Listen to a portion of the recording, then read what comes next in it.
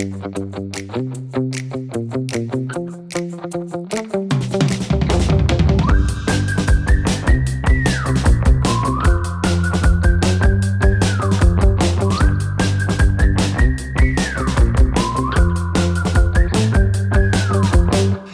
to What Do You Think of This, where we are revisiting the best things from our past to let you know whether they're the best thing for your future. I am Jeff Abiad. That's Josue Escobar. Hello, everybody. Cheers.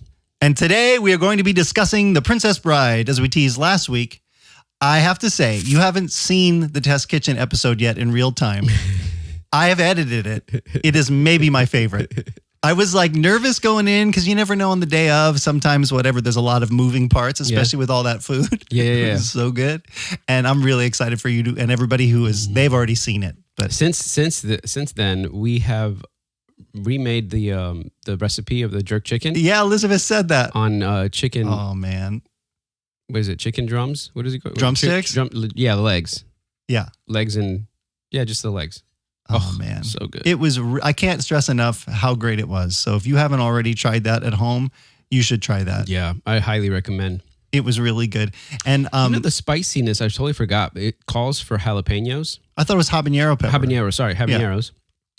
And we didn't have habanero peppers, but we had habanero hot sauce. Yeah, that's what Elizabeth said. I put that in the description. So if people are making it at home, you can do it either way. Trader Joe's has a really good habanero hot sauce. Anyway. It was really good. And I didn't feel bad afterwards. Like I came back that night. I ate the leftover wings. My dinner was so good because it was the same thing again. And I feel like I didn't eat myself into a weird, I didn't eat all the Turkish delight. You know, I feel good. But you apparently have been working out. Gosh. Yeah. So it was after the test kitchen. My neighbor, Kevin, he's been whipping me into shape. Yeah. Like lifting weights and stretches and And we did legs. It was a leg day, and I did Bulgarian leg squats. I don't know what that is. Is it when you like, hey? Yes, hey. like what's his name? So Zangief from Street Fighter. Well, that's a deep cut. He's Russian. He's not Bulgarian. Yeah.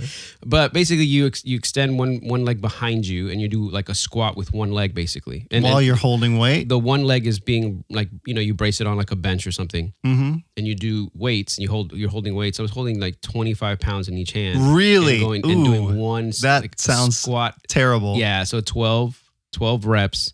So 3 sets of 12 reps each. Mm-hmm. Okay, that was a lot. I could feel the burn. And then we did a bar squat, right? And I had 135 pounds on me. Sure. And did like 3 reps of like 6 squats. Yeah. That was crazy, to the point where I had to take a break. I'm sweating because it's hot outside, it's humid and whatever. But at the same time, I started to feel dizzy and sick. Like like overexerted myself. Because we should have started with lighter weight, but that's that whole pride thing. Like, I could do it. Let's do it. Yeah, but this is the age now where that pride thing becomes a liability. Yeah, and so it was definitely one of those old man injuries. Good show, old man. I really did get sick.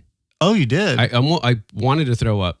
I wanted to puke right there in his garage, but I manned up. I still did 2 reps of deadlifts. And then I was like, I got to go home, man. There's no way I can finish. I got to go home. I got to use the bathroom. Yeah, but that's crazy. I have never exercised to the point that it made me want to throw up. I waddled to my house, up the street to my house, waddled. And then, I don't know how to describe this other than I did not throw up. It came out the other end. Great. So it was I felt so sick. And the next day I was so stiff and so sore. Elizabeth and the kids and I, we did some stretches. This was on Test Kitchen recording day? No, this was after. Okay. So Monday. Okay. So it wasn't like you ate the wings and then you went and started lifting weight. No. Okay, because that would have been a bad idea. Since then, yeah. So, and then the following day, I helped my friend David Martinez change his brakes and rotors on his car in the morning. Still stiff, still so sore. And I did everything. Magnesium, Advil, Epsom salt bath. It was terrible. Yeah. I felt muscles in my body I didn't know I had. So now Just are you aching. glad that you did that? I mean, I think, I know where my levels are now. I'm not going to do that again, Yeah. but I'm going to do it in a much lighter way. So it's manageable way. So I'm not hurting for 4 days straight or whatever. Yeah. That is Oh my not gosh. appealing to me. Yeah. Even the idea of like getting in shape, I don't want that. Like that story right there is not something I want in my life. Man, hard things are worth it. Yeah, sure. We'll see. We'll see. And then season 4 starts and you're like, I gave it up. Hand me another wing. Yeah, hand me another wing. Hand me another drumstick. Thinking about this movie that we're going to talk about today, it like treads this line between, of course, like they say in the movie, action and adventure and sentimental and whatever. And this idea of true love that comes up a lot in The Princess Bride. Here's my question. Yeah. When's the first time that you can recall seeing or witnessing true love or what you thought was true love at the time? Not even Oh my gosh. in your own life, but like the reason I ask is because I remember being in elementary school, a little kid. My sister was a year above me, and I remember there being a couple in her class that were like a couple, and literally they had to be in first grade. It was like that young, Oh, that's and they crazy. were just always together, always holding hands. They would sit together in Yeah. the cafeteria, and I knew it from another class, and they were just like a couple, which is so weird that young, because That is- now yeah, you yeah, have yeah. your own kids, and you're like, you would never, but you think, oh well, yeah, some kids. I don't know. How does that even happen at that young age? I don't know. I think it's probably the movies you watch or like. You I think don't know, those influences. kids that young? I don't know. I think I don't know.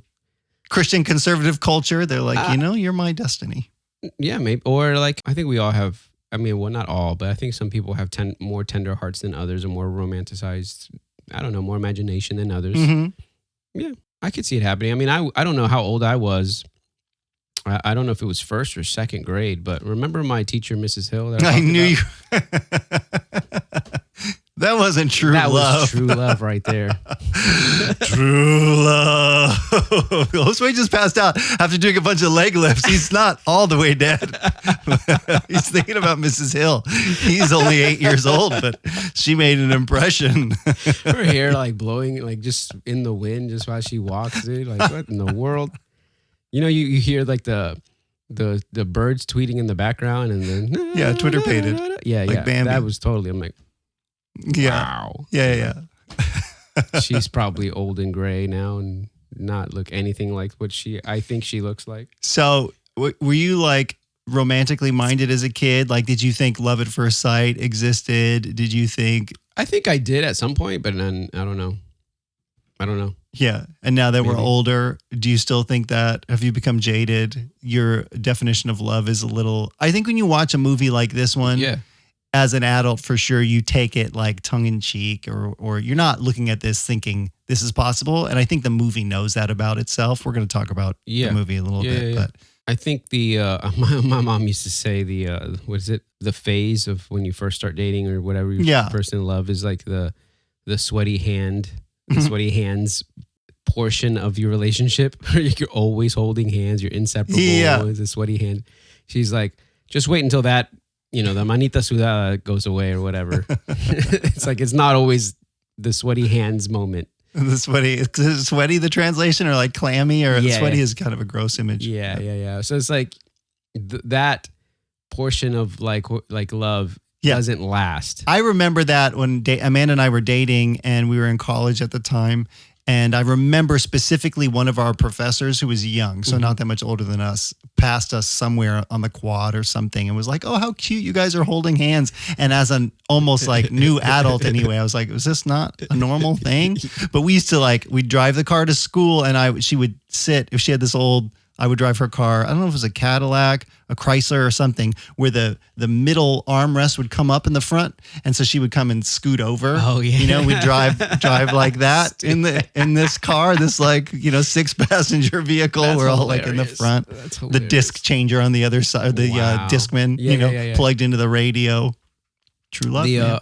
I remember there was one time where I had a girlfriend, and she came to my church. We went to whatever, and we're holding hands, and down the hallway, the pastor Greg walks up to us and says hi, and he's like, oh, like introduce me to who this is, and I'm like, I am holding her hand, I guess on the hand I use to shake in my right hand, I'm holding her hand like this, and I'm like, oh, this is my girlfriend. Like, this is Pastor Greg. And then he goes, you can let go of her hand to shake mine. Yeah. And I'm like, oh yeah, sorry. Adults are so good at making kids feel awkward. Yeah. Even the term girlfriend to me is funny because I always felt weird saying it. Like, you could say it to anybody else. Like, if I was talking to you and I was dating Amanda at the time before we got married, and I was like, oh yeah, my girlfriend, whatever. Maybe we didn't know each other. But introducing somebody as this is my girlfriend feels so, and even more as adults. Like, I always feel that for like couples who are into adulthood that are like, this is my girlfriend. You need like another word for it because it feels so schmoopy. Like, this is the person I'm courting right now. Yeah, my partner is like too committed. It's like, you need a word. I remember when we first started dating, me and Elizabeth started dating, and remember you used to live in Fair Lakes area? Yes. Near Fairfax Corner. Oh, in the house there? No. Fairfax, the apartment. Oh, the apartment. Yeah. Yeah, well, you guys still had that Saturn. Yep. Remember that? Oh, yeah. I would pull up sometimes, but I would still be talking to Elizabeth on the phone, right? Like, I would be like, oh yeah, sorry, I was, on the phone with Elizabeth. It was like, and what did you said something that I could never forget. Were you doing something lean? Oh, the babe stretch. Is that what that's called? Yeah, I was talking to Ephraim about that the other day.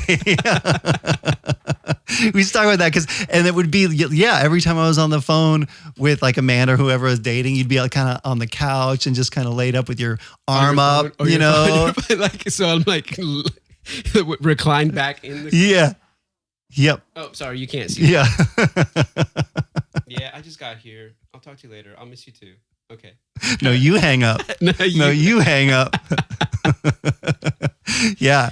Yeah, I had a whole discussion with Ephraim about that. It's different now. You could just pop earbuds in, but you could still, it's even more comfortable. I Not guess. like when you had a landline with the cable and the, back then maybe it was the wireless phone in the house with the antenna. Yeah. And you're oh my gosh. My, so that same girlfriend I introduced Pastor Greg to, right? Stephanie. Hill. Oh. Huh? No, Stephanie.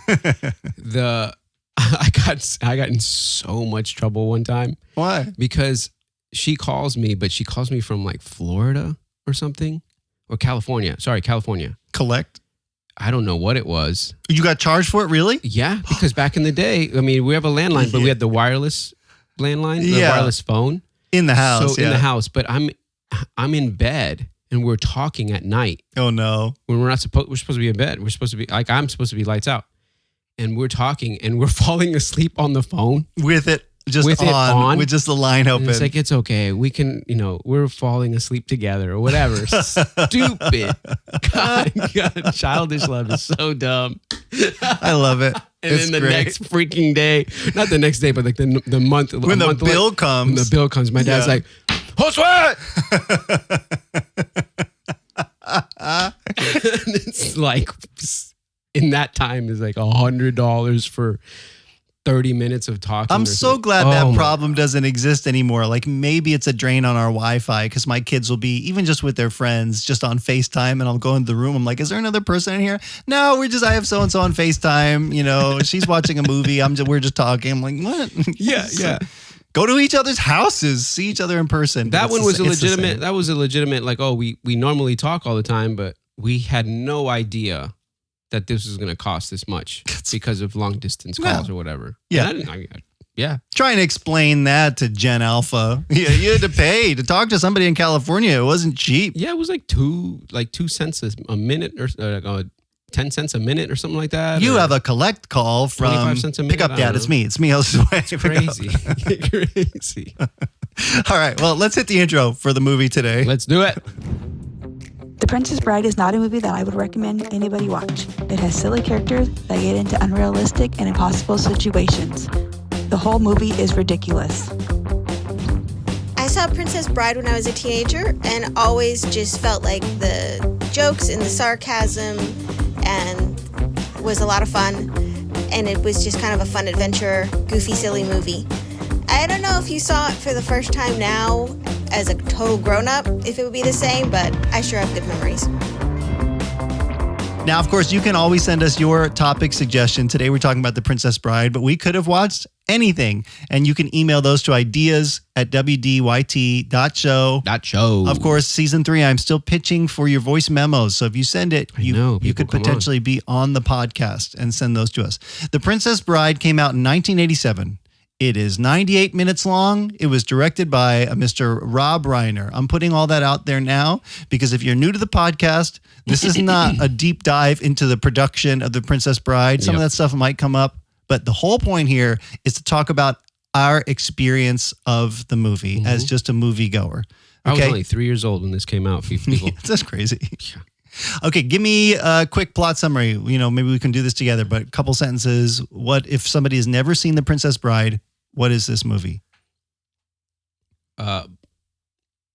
Boy meets girl. Boy loves girl. Girl realizes she loves boy too. Loses boy. Boy is poor, must leave, get money. Yep. Girl has to marry, not for love. Boy comes back. Dun dun dun. Now it's a fight to get the girl back. Mm-hmm. That sounds like a teen drama. That sounds like a different movie. But you're right. You're right. That's what it would be today. It's like teen drama. I feel like it's a self-deprecating in like a good way. Like it's aware of what it is as a genre, but this is not. We could talk about our experience of like even the production. You could tell this wasn't a big budget film. Well, yeah, it didn't need to be. No. But there was a lot of elements that kind of make it something very unique. Yeah, very imaginative. Yeah. Sorry. Well, what's the word? Fantasy? Yeah. Now, it is a book. Yeah. And it is a real book. It is. I didn't know this. Yeah. It is a real book. And my wife loves this movie. She knew these things about it. But in the book, the grandfather is reading the book to the kid. Oh, is that right? And so in the movie, the grandfather's reading the book to the kid. Yeah. So it's kind of like one of those, like when you put two mirrors together and it just repeats. That's really what it is. That's interesting. I thought they just made that up for the movie. No. And then Elizabeth suggested that we freeze frame it on the kids, Fred Savage's room, because it's full of just like nostalgia things. Oh yeah, 80s like the nuggets. Star Wars cup on there and other things, Monopoly in the background, I think. Anyway, that's crazy. fun. Yeah. Okay, so as a lead into this movie, I am pitching this small, I don't even want to call it a game, but we're going to call it Quote As You Wish. Because Josue, there's a shortage of perfect quotes in this world, and it would be a shame not to use them. So I got a stack of cards here, more than we need. We're just going to do like 4 to 6 up front, and then we can talk about maybe introducing the rest throughout the rest of the episode. Okay. But these are just quotes from the movie. And so we're just going to take turns pulling these quotes from The Princess Bride, because there are so many. And you're going to read it in your best impression of the character on the card, and then the other one of us is going to guess who said it is. Oh, yeah, cool. That sounds Okay. great. Would you like to go first? All right, yeah. Oh, you're gonna know this really quick. I feel like most of these, Yeah. You keep using that word. I do not think it means what you think it means. I like that you got it, not me. That's Inigo. He's talking about the word inconceivable. Inigo.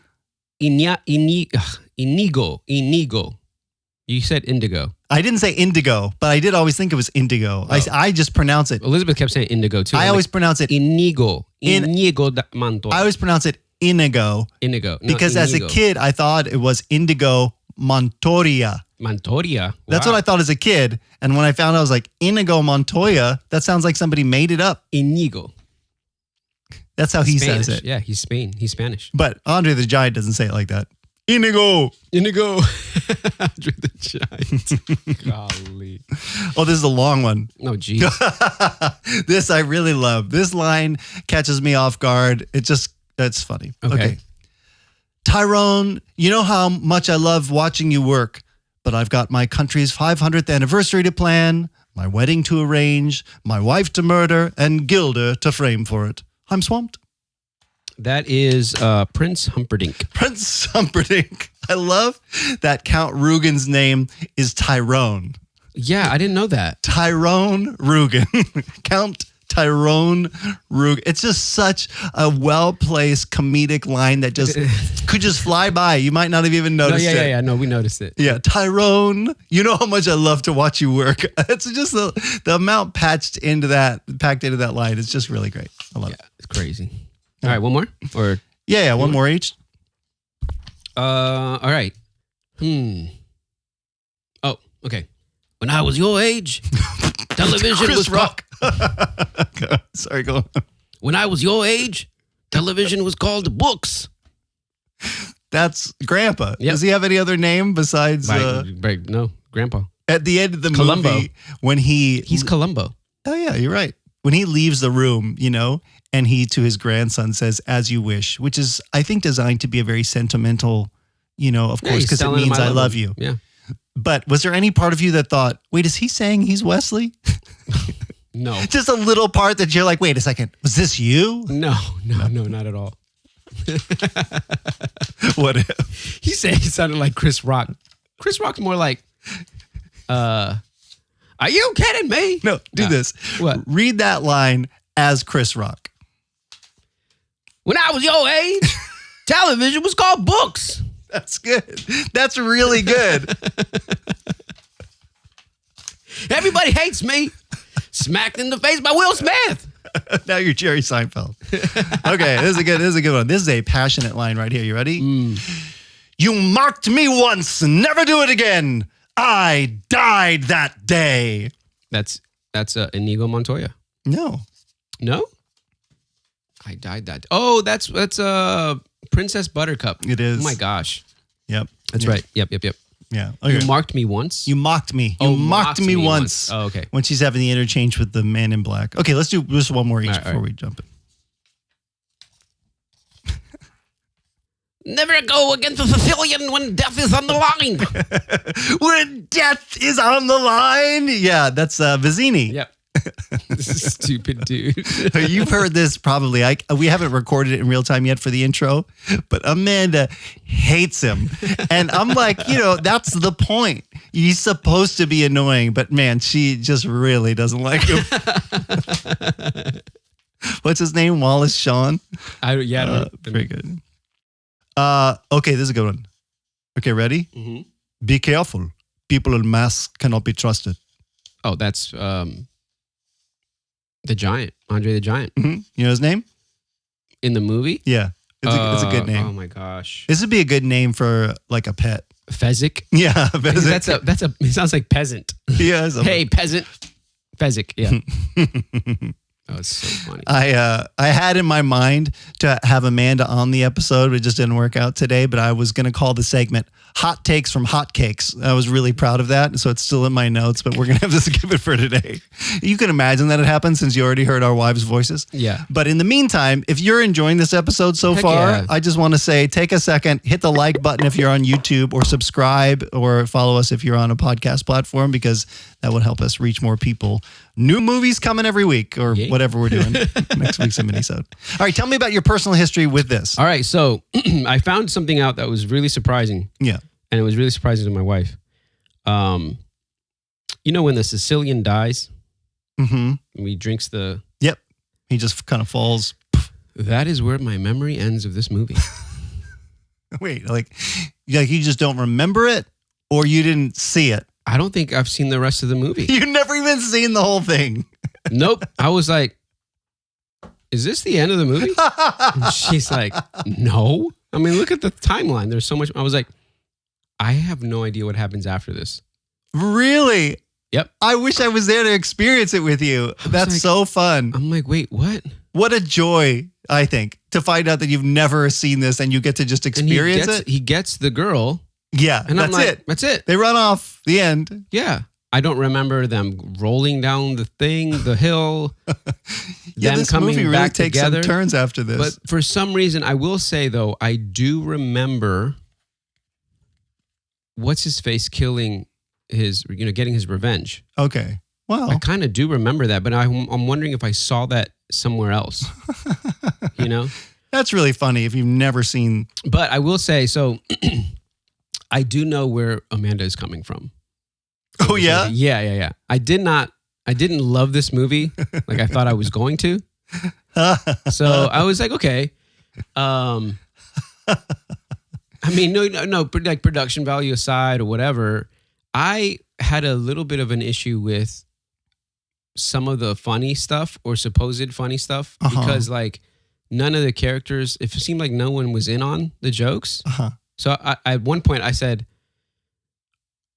do they know they're funny or do they not know, is this movie supposed to be funny or not? You know? And I was like, no, it's supposed to be funny, whatever. I'm like, okay.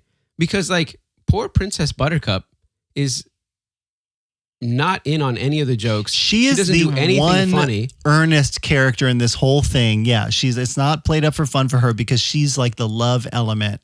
Yeah. So you don't get that. But yeah, you're right. Everybody else, Wesley is quipping up and down. Who wrote this? Who directed this? This is Rob Reiner. Rob Reiner. Yes, right. I feel like this should have been a Mel Brooks movie. This is what I was thinking watching it back too, especially having just recently seen Men in Tights. Yeah. And having Carrie Elwes in this, it's a very similar, but they're doing this different. It's not like we're playing up everything for like ha ha ha. Did this come before or after Men in Tights? I can't remember. We should look it up. Okay. Well, if you look that up, other thing I wanted to say about this movie, the vibes this movie gave me, because we had just watched and I hadn't seen before The Count of Monte Cristo. This gave me Count of Monte Cristo and Robin Hood Men in Tights like mixed together vibes. Fused together. Yeah, okay. Because he goes. This was 87. Men in Tights was 93. Oh, okay. So it was before. Okay. I got the vibes. Okay, so Count of Monte Cristo, he goes away. The whole storyline of the man in black, he's pirate, whatever. Dread Pirate Roberts. Dread Pirate Roberts. And he's like, no, the Dread Pirate Roberts was somebody else. And then just kept getting passed down. So when he tells the story of like, he wouldn't let me go. I spent a lot of time with him. And then under him, I learned a lot of things, how to sword fight, how to whatever. Yep, yeah. I'm like, whoa, that's totally like the Count of Monte Cristo. True. And that's why he couldn't come back to her. Just like Edmond Dantes couldn't come back to her. And then he's angry at first because she's marrying somebody else, even though like what 5 years? And what did it take you? Like a year for you to get over me? Like this, like I'm like, this is so much like that freaking movie, like that story. Yeah. And then the other part of it of like the magic, I guess, or whatever. There's a little bit of imagination and magic in it because of. You talking about like Miracle Max, or are you talking about something else? In this movie, isn't there like a Miracle Max gives him the pill to bring him back to life. Yes, Miracle Max. Yeah, it's just like in Robin Hood or Robin Hood Men in Tights, where you've got that lady who's trying to, you know what I mean? Yeah, and she looks hideous in a funny way. Just like that. That's funny. So it's like mixed together. That's interesting. I'm watching this movie and I'm going, wow, they borrowed stuff from this is funny. From Robin Hood and Count of Monte Cristo. This is painting. Trying to make it funny. This is painting a picture for me of the movies that I like. Apparently, because this fits right in the realm of things that I just think are good, engaging, and funny. It's because I like those other things too. So when I grew up, I don't know when I watched this for the first time. I don't think we owned it even, but I think it came up a lot. And in like school, when you would have like something going on and they'd have to roll a TV in and watch something for like a fun day. This is a non-offensive. I'm thinking if there are any parts in this that would be like inappropriate. This feels like a movie you could show kids. Yeah. But it feels more grown up, Kind of. I mean, I think my kids definitely liked it. I think it's really aimed towards children. I think, which is tough because now, if you're really going back to this, so maybe we'll get a good opinion from you on it, because I have the memory as a kid. One of my biggest memories for this was I had this class in high school, my freshman year of high school, and it was the last period of the day, and it was history. And God love her, our teacher, she was one of the most boring. She would go through facts of history, and she would literally just write them down on a transparency. Remember the transparency projector? Yeah. She would hand write the notes as she talked. She would sit in the front of the class and write them, and we would have to just copy them down. Oh gosh, I can't. So It's crazy. insane. And she would just talk and write. And that was the whole class. That's all I remember about the class. Cell phones would be useful. Just take pictures when Oh she's my gosh, didn't exist. Okay. And the class was 7 people. It was almost an empty class, end of the day. So a couple people in the class, there were 2 that I can remember specifically, really well-behaved girls in the class that were like studious. And then 3 guys that were just never paid attention, always goofing off. And then me and another guy who were somewhere probably in the middle where I'm like, whatever. And I remember one of these classes where maybe she had just had a day and she was just, we're not doing much else today or whatever. And the class going off the rails. People just like all around the room. And this is at like a private school, so it's still pretty contained in the room. But I remember at some point, one of my friends had her chair with a stool on it, like you're sitting on a chair, a stool on it and his hoodie on top of it. And he started marching it out. And the vision I have in my head is him going into the hallway, quoting the line that they do when they're storming the castle, Andre the Giant. I am the dread pirate Roberts. Yeah.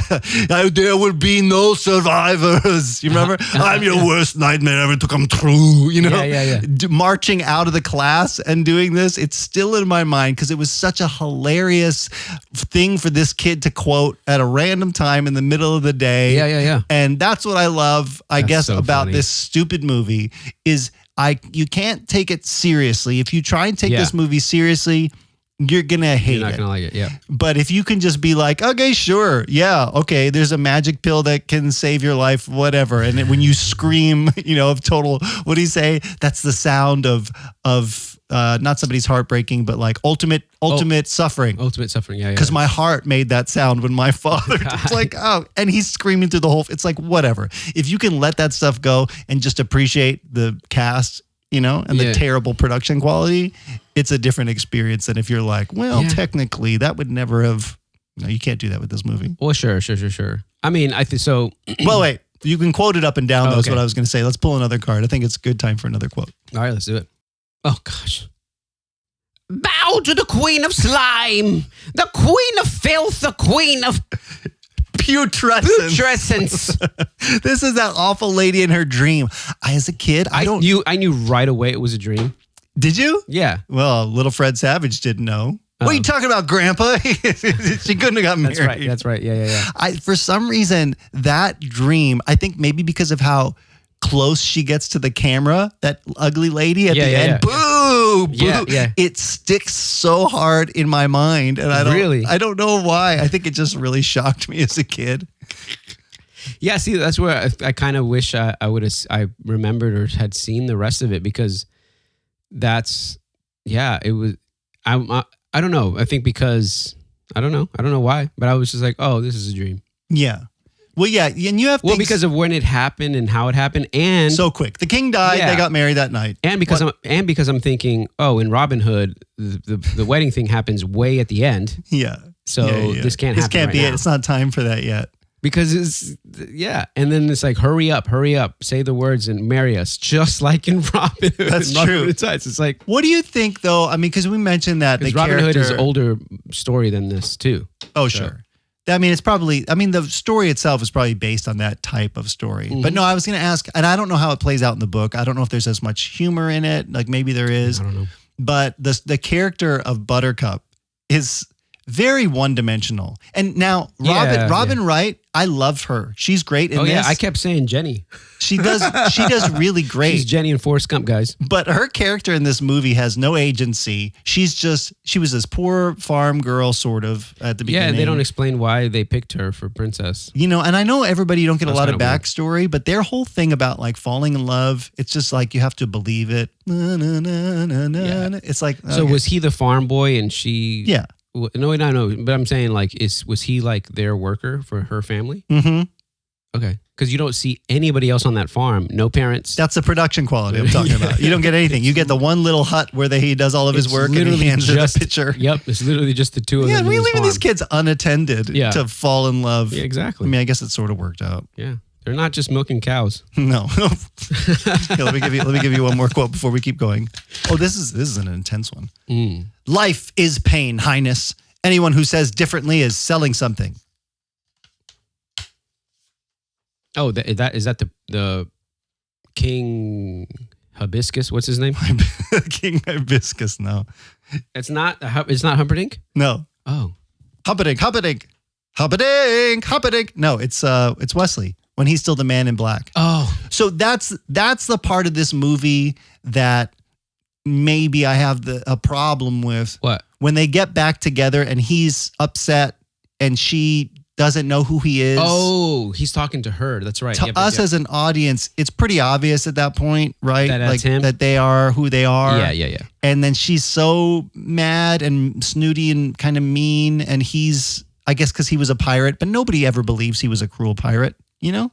Like Well, they do in their I guess universe. but they that's know what I mean. that I don't believe it. And then when she finds out, you know, does he? Oh no, he threatens to slap her. It just feels so out of character. And then all of a sudden he's just like, well, he has to play it up that as he's the pirate. you wish, you know, down the hill. Yeah. And then she's like, what's that? She just yeets herself off the top of the hill. Did you notice that? And Yeah. she just goes after him. So dumb. I noticed if you like pause it, you could see that it's not her. It's stunt double. It's a stunt double. My It's kids like, pointed that out. It's like a dude. Yeah. I think it was his too. So anyway, like believability.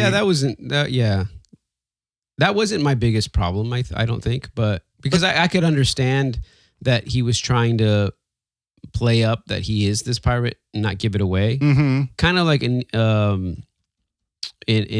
the Count of Monte Cristo, Edmond Dantes is trying to play up this person who doesn't care, Mm-hmm. but he's really still in love with her. Yeah. You know, and she right away notices it. I think they were trying to be like, well, we can't have her notice right away Right. who he is. It makes sense. Yeah. That's fine. That's not my favorite part of the movie. Like it kind of it's that tell though, because I keep going back to this movie, but in Count of Monte Cristo, he says something that triggers her. no, like, he's curling his hair. He's curling his playing hair, with and his it's little like curl. that tell, and she goes, "I am right. I know who this is." Yeah. So they were like, "How do we do the same thing? Oh, let's do it this way, but let's do it hammy and funny."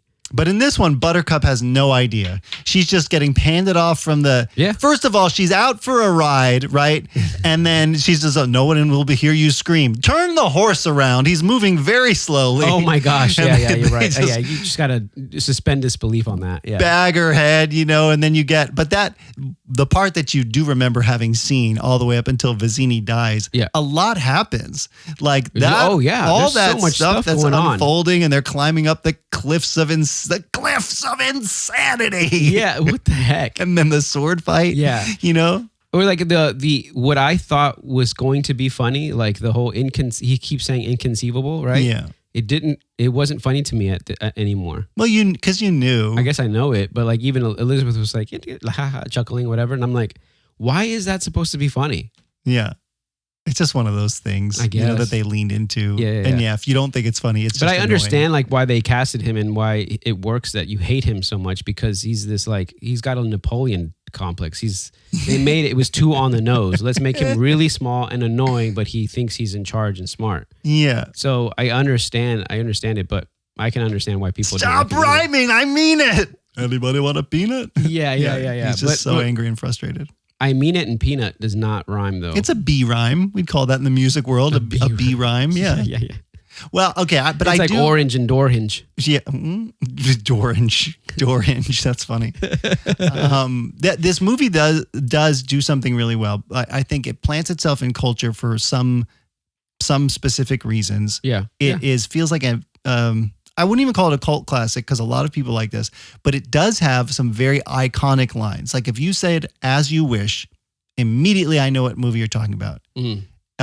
Inigo's line, you know? Because he says it 1,000 times. Yep. Yeah, to the point where it's like, okay, enough already. But that's the point. But that's the point. Yep. You know, my name is Inigo Montoya. You killed Kill my father. Prepare to die. Yep. And he's been waiting his whole life to say it. Like that is just really solid. The inconceivable thing too. Like I didn't even think I put those quotes in the stack because I feel like those things just kind of hold up on their own. Yeah. True. Yeah. The poison portion of it too when he kills him. He's like, I put poison in Iocane both. powder. Yeah. I just built up an immunity. Anyway, they kind of get you into it. But then once you hit like that whole bit where they roll down the hill and they go into the fire swamp, I wouldn't say the movie changes, but it moves at a different sort of a pace, right? It kind of does. It did feel like two different movies. You know what I mean? The fight scene between Inigo and what's his name? Wesley. I didn't think that was terrible. I think they Oh, it's great. I think they could have been a little shorter, but it was good. It was good. Yeah. I like that's the portion where I feel like I don't know if the movie, if they wanted to go serious or funny I don't know, because like that didn't seem hammy or like, Yeah. because it was like intentional. Like, But it was hammy though. Was it, though? I One mean, where 'cause he's he's like, "You seem a decent fellow. I hate to kill you," and he's like, "You seem a decent fellow. I hate to die." You know, Yeah. or when he's like, "I know something you don't know. I am not left-handed." yeah. You know, mean, I don't know. so- I don't know if it was funny, but it's just clever, and it shows you how clever and talented these guys are at fighting. Yeah, but the way then- that it plays out with the music and stuff feels like more campy. I didn't think that was the campiest of the movie. Oh, me Or like, either. You know what I mean? I didn't. But I didn't think enjoyed it. It didn't play off to me like this is completely serious. You know what this felt like was like a melodrama almost, like a play or something you would go see where it's like, okay, this is funny. We're having an experience together. We're all just in this world, but Yeah. we're not taking ourselves seriously. I like how they line up how these two guys, they hint or they line it up so that these guys later on know and trust each other and like each other. Mm-hmm. Because in the beginning, when they're first fighting, they're like, "Wow, you're a good dude. You are too. Mhm. We're honorable guys." He doesn't kill him, Right. you know. What does he say? I have high respect for you or something like that. When he leaves, Yeah. Before. Yeah. after he bests him, I thought that did a really good job of establishing like a kinship between these two guys that's gonna come back later. To benefit the Even though it story. happens like really quickly and really in a cheesy way, I think they established that in a way. I think they did it works. quickly, yeah. The same thing with Fezzik when he's like about to hit him with the rock. You know and what the I way mean? he throws it and that rock blows up. Yeah, if he hits you with that you're gonna freaking die. So what does he say about fighting man to man? He's like, okay, you mean you put down your rock and I'll put down my sword and we try and kill each other like civilized people. Yeah. So I could throw another rock at you. Yeah. And then he beats him. But it allows them to sort of respect each other still, Mm-hmm. you know? And then he passes out. He's like, I don't the- envy you the headache you'll have when you awake, but in the meantime, dream of large women. I like that part, dude. Which is really, really funny because if you hate the Sicilian dude, what's his name? Not Fezzik, Vizzini. Vicini. If you hate Vicini, he gets what's coming to him. Yeah. He dies. Yeah. Oh, he dies. He's quick. the only one of the three that really he beats and actually dies. Well, and he's really the only one that was truly corrupt. Now they don't show you the other He was guys. hired by the freaking king. Exactly. Yeah. To start a war. Like that's his whole thing. Mm-hmm. So he's a really evil guy. Whereas the three other guys, I'm talking about Wesley and Inigo and Fezzik Yeah. are all just like Inigo even says like there's not enough money in revenge. Like he had to take this job. Yep. So they're doing this, but they're not enjoying what they're doing. No, they're in the not. same way that Wesley is like, I'm a pirate, but I'm that's not what I want to get back to my one true love. So Yeah. it makes you root for them, you know, And because what's Did his you name? catch that at the end though? He gives the story about the handing down the name of that pirate. He hands it back. He hands it down To to Inigo. Yeah. That's really cool. I like Fezzik as part of the Brute Squad. You know, where he's like, I'm on the Brute Squad. He's like, you are the Brute Squad. Yeah, that's right. Yeah. But then later when Inigo is like despondent and he's drunk, he's like, you told me to go back to the beginning, Vizzini, and I'm back at the beginning. And that other guy comes up when they're clearing out all the, what do they call it? The criminals forest or something. And he's like, ho there. And he's like, you can keep your ho there. I'm staying right here. And then Fezzik. It's basically like the Men of the Wood in Robin Hood. Yeah, They're cleaning exactly. out the Men of the Wood. Right. But then you get Andre the Giant like as Fezzik who's out there like clearing out all the guys because he's making his money that way, and then these guys come together and you still like them. Yeah, exactly. I mean, I don't know if I've seen Andre the Giant I in think they anything else, No, but he died really recently after, like soon after that movie. Yeah, but he's so great in this. Like perfect. Like a imposing character. He was huge. And- He was 7 foot something. Yeah, but endearing. Holy like you just like him, where he's like, "Oh, look, you move your finger. You're not happy about that?" He's like he's flopping his head around. He's like, No, I think I this is one of those movies where I feel like they could reboot, and it would be pretty cool.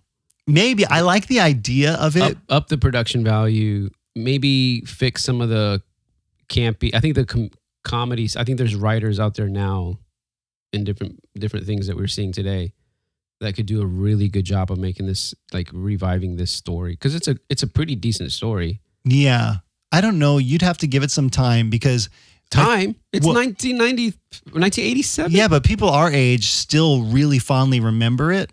So to redo it, you would have to have something unique or a different angle about it, because with all the obviously, like, there's not a lot of money. Like I was saying, you could see the sets. This is and the music. Ezra right away was like, that background looks so fake.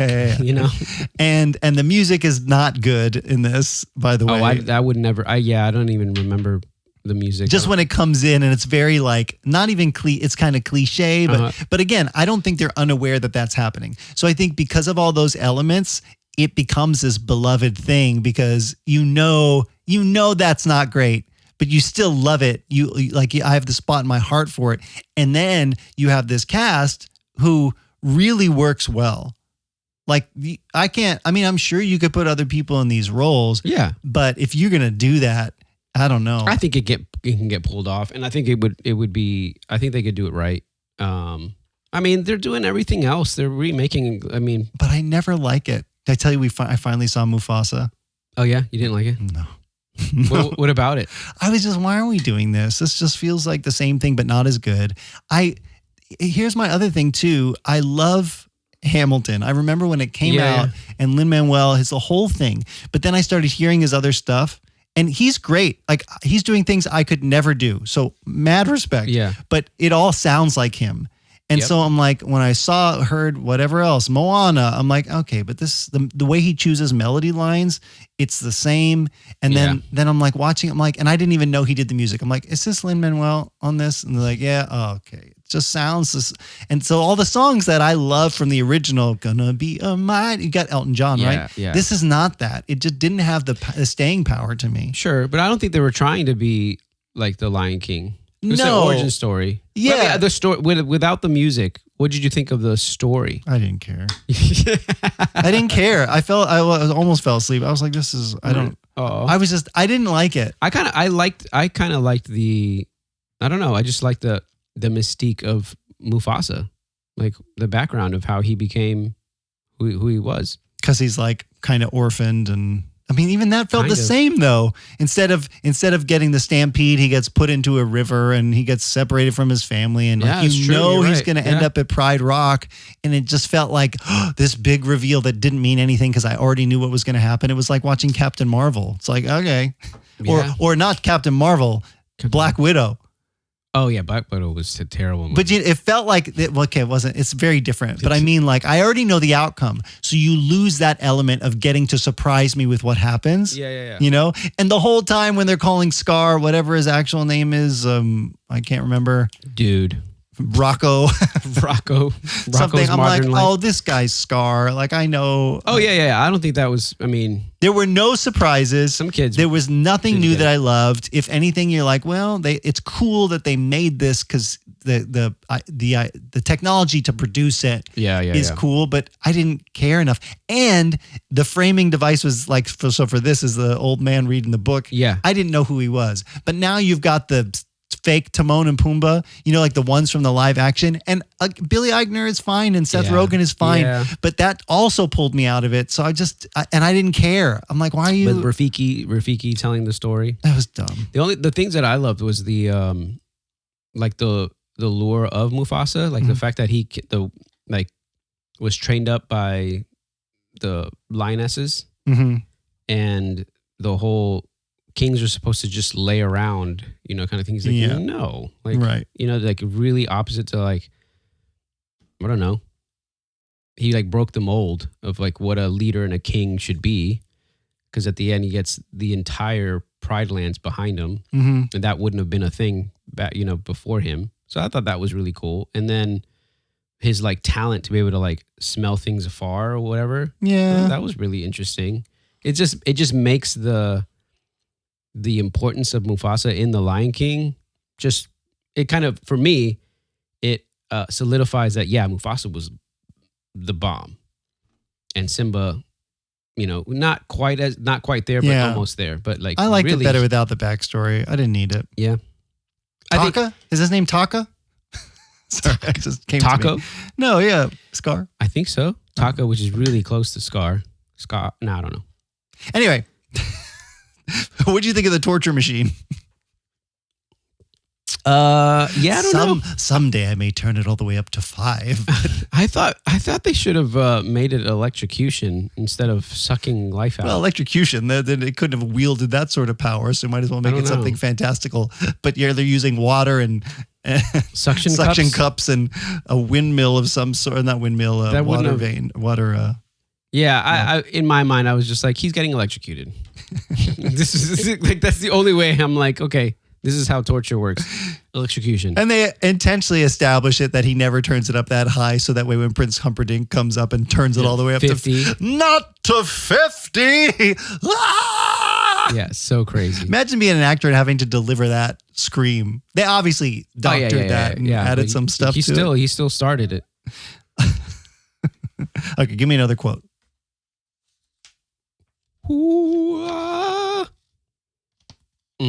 Okay, so who is this?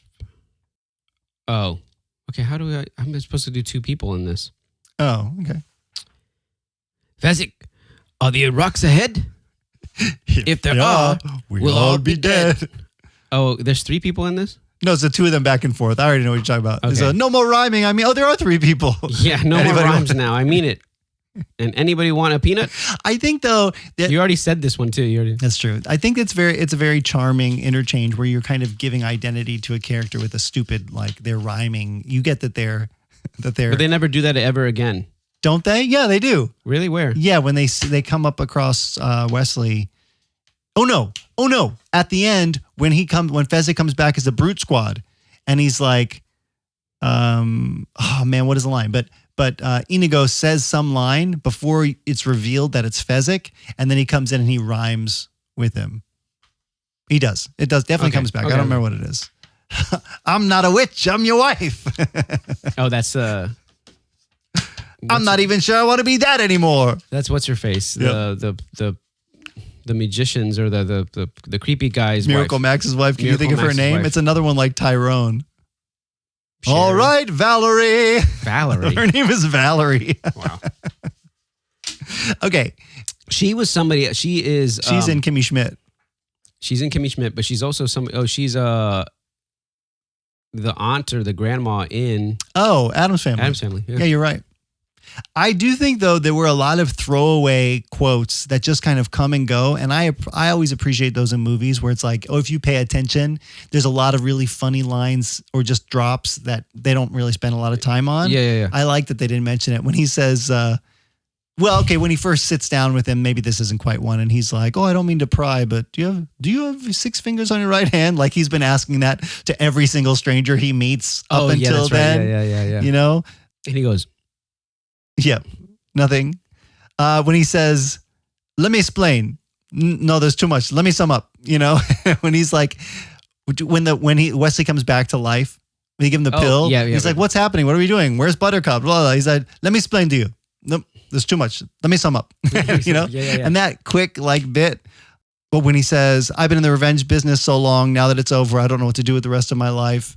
I don't know. I just feel like maybe these are all from the book, but I just felt like the dialogue was well done. Yeah. There weren't lines. I mean, Billy Crystal maybe is making stuff up. Oh, I think Elizabeth told me that entire thing with Billy Crystal is all improv. The whole thing? And that, what's his name? Carrie Elwes was on the whatever bed or where they have him on. And trying not to laugh. He was like laughing the entire time. There's only a couple of shots of his face on there, and the rest of them are the dummy that they used to carry him. Yeah. The rest of the time because he just couldn't hold it in. So the director was like, "Forget it. Like, we got to get through this. Just put the dummy there and I'll shoot around it.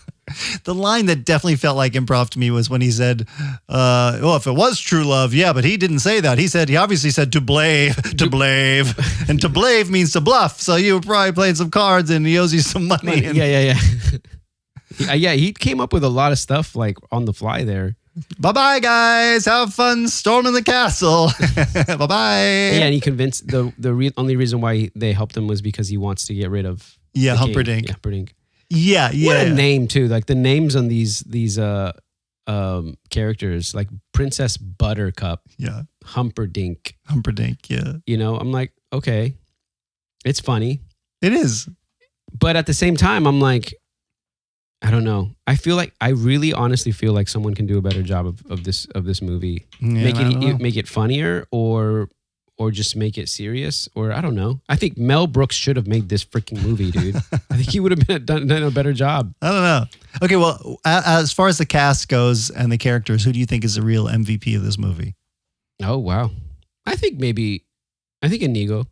Yeah? Yeah, I liked him a lot. I think I liked his character the best. Me too. Yeah. He has a great story arc where he's got a great backstory. Something's going on.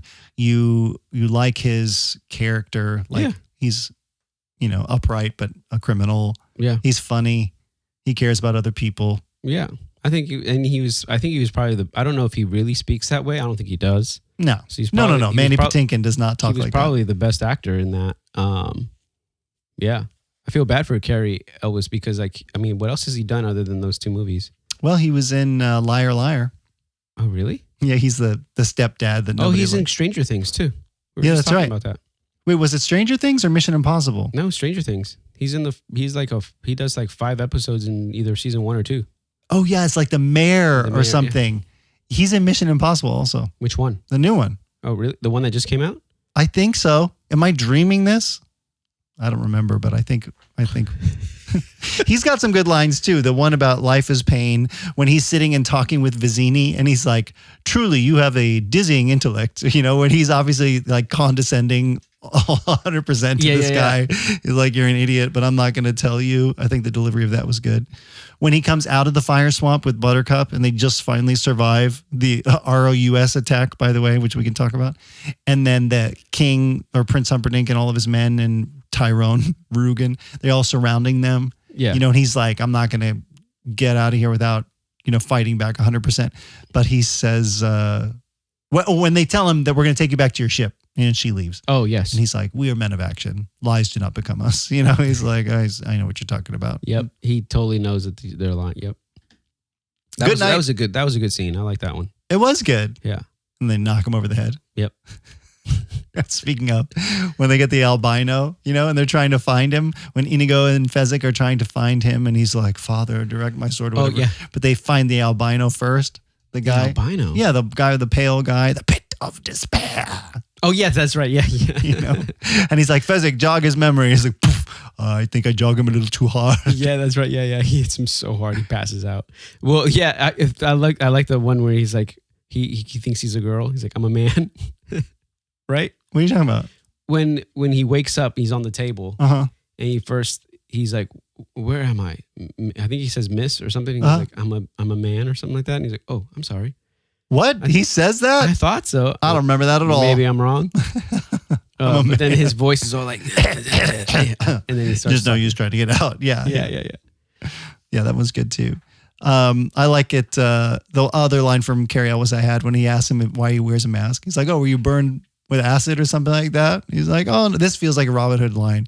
No, it's just they're terribly comfortable. I think everyone will be wearing them in the future. Like that's a kind of quippy line that Cary Elwes delivers, I feel like, in a very specific way that is unique to him. I love the never trust a man in a mask portion. I remember seeing that, more recently during like COVID and stuff like, or right after COVID. Oh, that meme. That meme of like never trust a person in a mask, and I'm like, oh, that's pretty funny.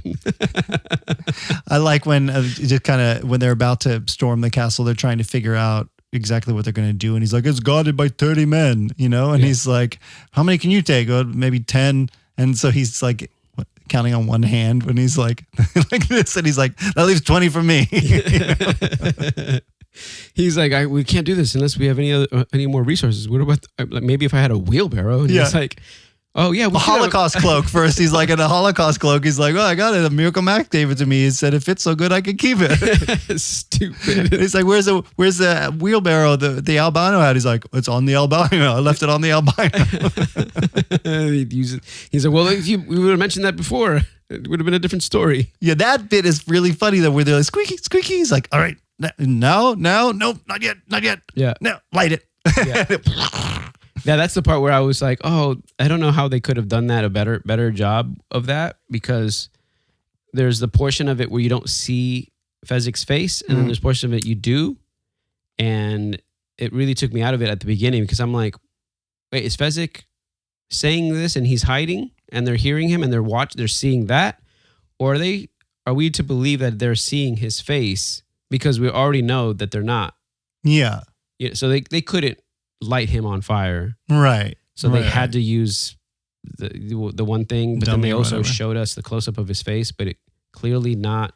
Yeah, you're seeing it on a nice TV. It's another one of those like you probably didn't notice. Well, yeah, maybe, but I'm just like, ooh, they could have done this a little bit better, because at very first I thought Fezzik was hiding somewhere and he was just projecting his voice. Yeah, because that's what was happening. Saying, yeah, I am the dread pirate Robert. Yeah, but he's in the thing, you know. Mm-hmm. And then when he takes off the cloak after the fire, it's like, no, you were never under fire anyway. Yeah, I don't think this line is in this stack, but I think the one that always came up when I was a kid, maybe because it was easy to impersonate, was the bishop or whatever at the wedding. Marriage. Oh yeah, that's the other one too. I was like, I know this is supposed to be funny, but I'm like, Elizabeth, why is this funny again? It's just how come nobody in the crowd is like laughing or snarking at this? Well, that's the whole point. It's like they're all used to it. It's so out of place and nobody mentions it. I think that's the joke.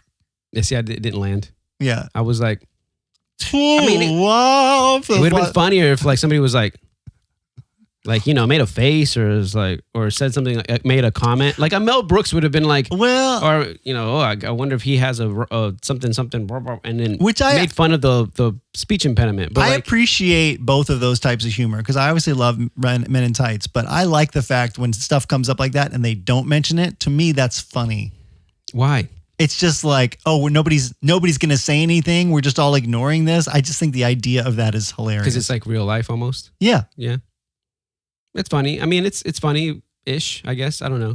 It just didn't land with me. I'm just like, I know this is I'm supposed to laugh at this, but like, I'm not getting like the purpose as to why they they needed to add that. They could have maybe. It's just so random. Yeah, it's random, which I love random, but this one, because I think I remember this, or somebody had mentioned this before. I'm like, oh, I know this is coming, but it feels very much like, oh, if you were there, it'd be funny. Like you had to be there. You know what I mean? Kind of. Have you ever told that story to people of like a funny thing that happened and they don't laugh, and you're like, well, I guess you had to be there. Yeah, you're halfway into it and you're looking at their face like, oh, they don't think this is funny, but I think it's so funny. Exactly. I think that's where I think I'm at with it. It's like, okay, I guess I had to be there. Yeah, I get that. What do you think about how the revenge plot line resolved, like that fight with Count Rugen? I think it was great. Yeah, like I said, I think that was the best arc of the whole thing. I mean, yeah, he's like almost going to give up. He's like, I'm sorry, Father, but then he's like, no, I can do this. And and he still beats him. Hello, it's really cool. What about the Wesley Buttercup ending? They think they're married, but they're not. Mm-hmm. And then he's incapacitated, lying on the bed like he's paralyzed, and then he's threatening the prince, who's really a chicken. Yeah, and then they tie him up. I knew he was bluffing. No, you didn't. Put down your sword, but then he can't really stand. Yeah, exactly. No, I thought it was. I mean, I saw it coming. Yeah, yeah, I like it. Yeah, and it's a good thing at the very end that Fezzik was already on the ground, so he didn't have to jump onto a horse, because that would have been like Robin Hood, and it would not have gone well. That was crazy. Her like jumping down and floating down, and then all of them, the other guys, just jumping out and then just on the I'm like, wait, what the heck? I know, Like, yeah. just jumping really far, like that's not gonna work. Well, how did you feel? Okay, we can start getting into how we felt about this for reals, but about the plot device of the grandfather telling the story to little Fred Savage and whatever. I think and forth. that's a great, I think that's a good plot device because I mean, obviously people think it works because they did it in Mufasa. Yeah, not as well though. You know what I mean? I don't know. I forget. Oh, like the Never Ending Story is kind of like that. This boy is reading the book, And I like that he comes in cynical. Fred Savage as an actor, specifically in this movie, is not my favorite.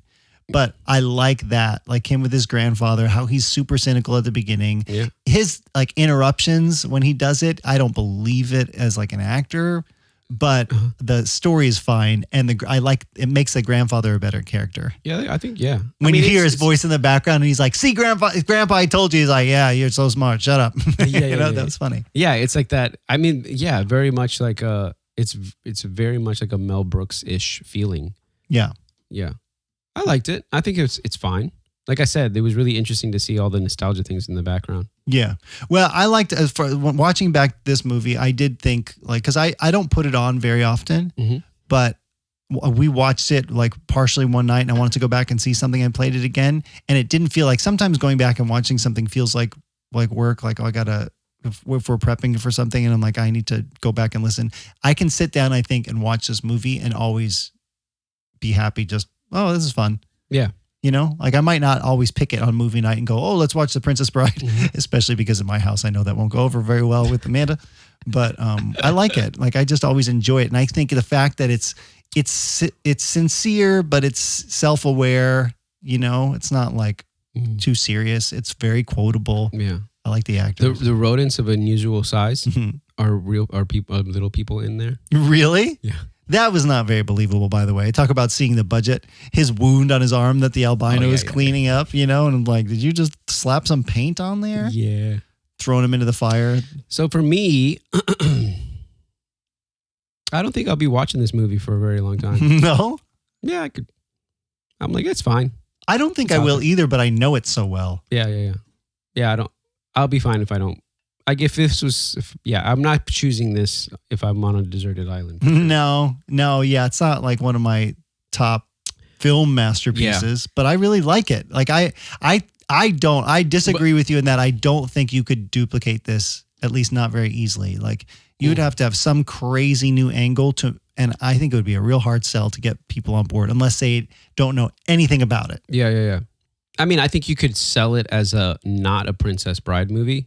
And just sell it as a fantastical adventure story and just copy it and just do it better, I think. Like, this feels a lot like the Monte Cristo and Robin Hood. This feels like, oh my gosh, this is like Princess Bride. They might as well have called it Princess Bride, but it's so much better. But in this new version, it's Buttercup that comes back after being on a pirate ship. Or just give everybody really believable good names. Not Tyrone. I honestly though, that the humor of this movie really sells it for me. I think it's a what's it called? An acquired taste for sure. Real, yeah. Comedy wise, it's definitely. I feel like a divisive. Like you're gonna love it, yeah, or you're gonna hate it. Maybe I feel like you're on the fence, so maybe I'm wrong about that. I definitely feel like this is. I would say this is a nostalgia. This is pure nostalgia. I think. I think it's pure nostalgia. For the people who watch this and kind of grew up with it, they love it. I have those things too. I'm not going to say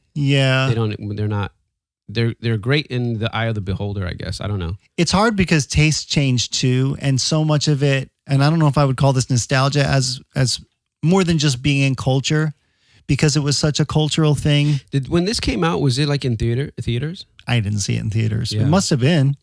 Yeah, because it feels like a straight to DVD movie to me. Yeah, but that's how I saw it. So I don't really know it any differently than that.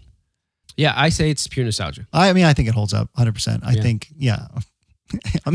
My wife's not going to agree. Let us know what you guys think. Yeah. Does it hold up or is it pure nostalgia? What do you think about The Princess Bride? And you can do that right now if you scroll to the poll. Yeah. Baby, season 3, we're still doing polls. So if you're on Spotify and you want to vote and say whether you think it holds up or not, I am curious to know people's opinion. Yeah, me too. Yeah, I'm curious to know. I mean, it's one of those.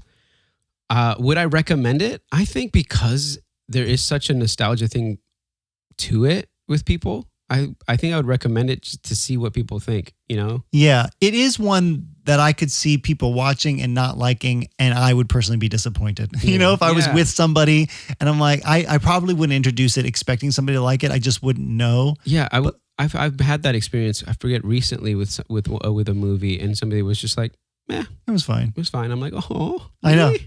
But that happens. That's okay. All the time. That's what this podcast is all about. Yeah, but I think if you don't take it too seriously and you appreciate a little bit of humor and some adventure, and I think it's just a fun ride. I think it's great. I think it's a really good encapsulation of that time period and that time of humor, that type of humor. And I think it developing.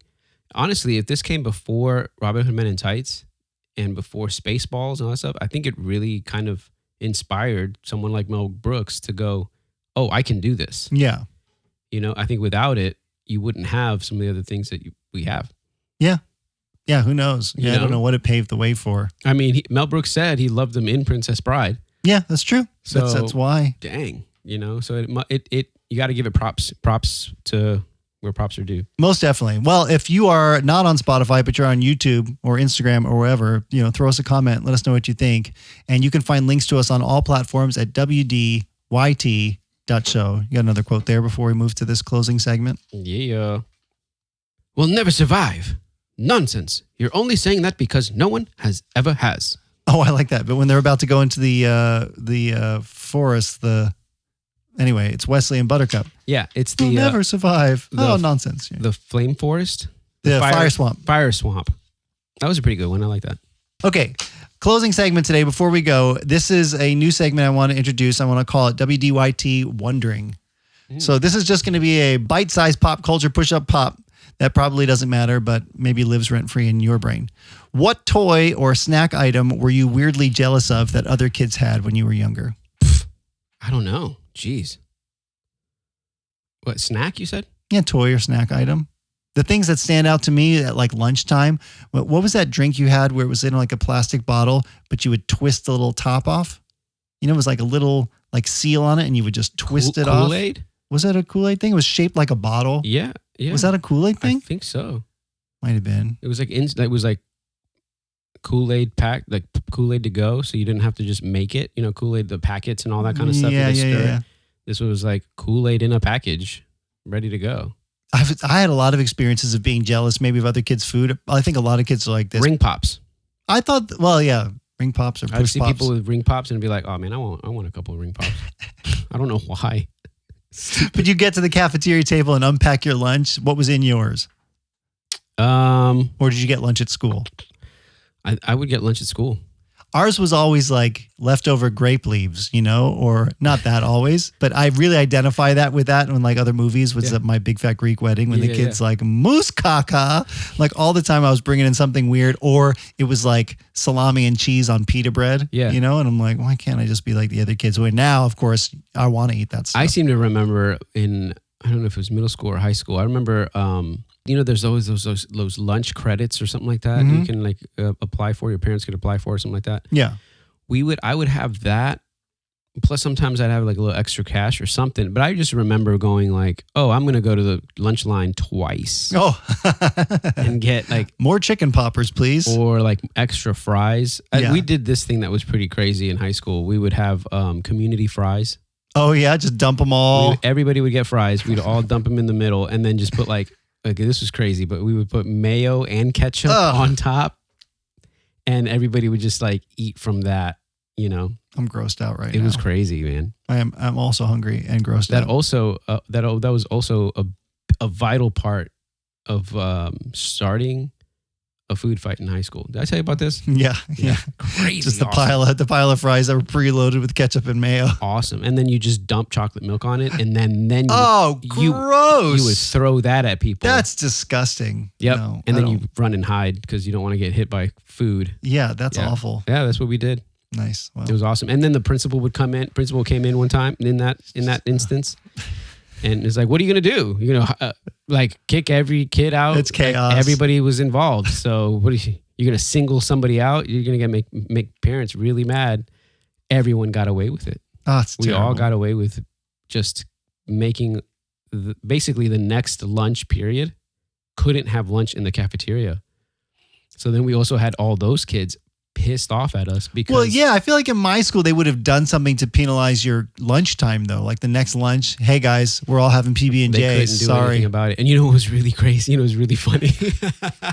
you know the cheerleaders are all the ones that are going around making like the banner for homecoming or Sure. the banner for whatever. So they had just made and finished the banner. You're stressing me out, Josue. I for don't like homecoming. I don't like this. or I for, don't like, think this is a funny It story. was so crazy. Like everyone's signing it. All the cheerleaders are happy about we got this done No. before we hang it up. Oh, no. And then a freaking lunch fight happens and the banner is ruined. No.